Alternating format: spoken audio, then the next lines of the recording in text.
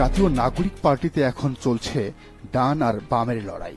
শেখ হাসিনার পতন আন্দোলনে জামাত, শিবির, হেফাজত, চরমনাই, কওমি, আলিয়া, মুক্তিযুদ্ধের পক্ষের শক্তি, বিপক্ষের শক্তি, এত সব হিসাব নিকাশ না থাকলেও আন্দোলনে নেতৃত্ব দেয়া শিক্ষার্থীদের নতুন দল এনসিপি এখন নারীর সমান অধিকার, মুক্তিযুদ্ধ এমন নানা নীতিতে রাজনীতি মাপছে।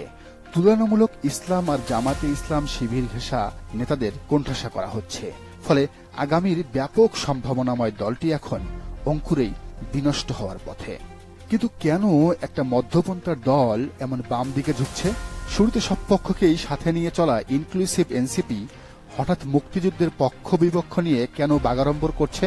জামাতকে কেন প্রেস রিলিজ দিয়ে রীতিমতো হুমকি দিচ্ছে মুক্তিযুদ্ধ নিয়ে তাদের অবস্থান পরিষ্কার করার জন্য? কেন ছাত্র শিবিরকেই বা গুপ্ত সংগঠন আখ্যা দিচ্ছে এনসিপি ঘনিষ্ঠ গণতান্ত্রিক ছাত্র শক্তির বাকের, কাদের, আশরাফা আর ফারদিনরা? জামাত আর শিবির ঘনিষ্ঠ হওয়ায় কেন ষড়যন্ত্র করা হচ্ছে হাসনাত আব্দুল্লাহকে নিয়ে? এসব প্রশ্নের উত্তরেই খুঁজব আজকের ভিডিওতে। রাজনীতি বিশ্লেষকরা মনে করেন এনসিপি কিংবা গণতান্ত্রিক ছাত্র সংসদ এই দুই সংগঠনের কোনো পদে না থাকলেও মূলত এদের কার্যক্রম চলে মাহফুজ আলমের কথায়। আপনাদের মনে থাকার কথা, উপদেষ্টা কিংবা ডক্টর ইউনূসের বিশেষ সহকারী হওয়ার আগে মাহফুজের মূল দায়িত্ব ছিল ছাত্রদের ভবিষ্যৎ রাজনৈতিক দল গঠনের জন্য প্রয়োজনীয় পদক্ষেপের সমন্বয় করা। সে সময় একটি লিয়াজো কমিটি হয়েছিল, যার প্রধান ছিলেন মাহফুজ। মাহফুজকে এজন্যই এই দায়িত্ব দেয়া হয়েছিল কারণ তিনি ছিলেন এ ব্যাপারে বেশ দক্ষ ও জানাশোনা ব্যক্তি। ফলে মাহফুজ উপদেষ্টা হলেও এনসিপি আর বাকশাসে তার বাইরে আসলে তেমন কিছুই হয় না। মাহফুজের যোগ্যতা নিয়ে তেমন কারো সন্দেহ না থাকলেও তিনি যে বাম ঘেঁষা আর একরোখা তা উঠে এসেছে নানাজনের বক্তব্যে।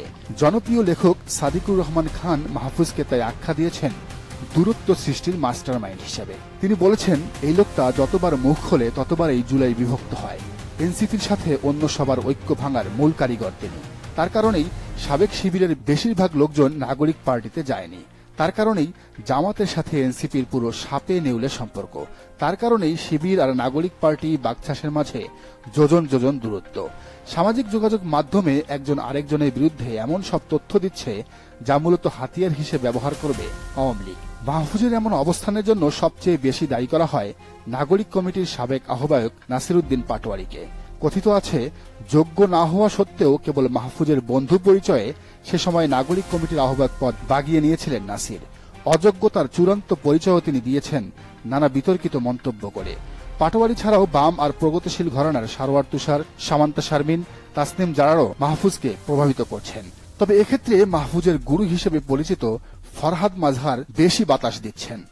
শেষমেশ রীতিমতো প্রেস রিলিজ দিয়ে তারা জামাত শিবিরকে ধমক দিচ্ছে। নাগরিক পার্টিতে মাহফুজের প্রভাবের কারণে তার অনুসারী এনসিপির পদধারীরা জামাত শিবির নিয়ে বাজে মন্তব্য লিখছে, কুৎসা ছড়াচ্ছে। মাহফুজের দেয়া ন্যারেটিভ মুক্তিযুদ্ধে জামাতের অবস্থান নিয়ে ট্রোল করছে।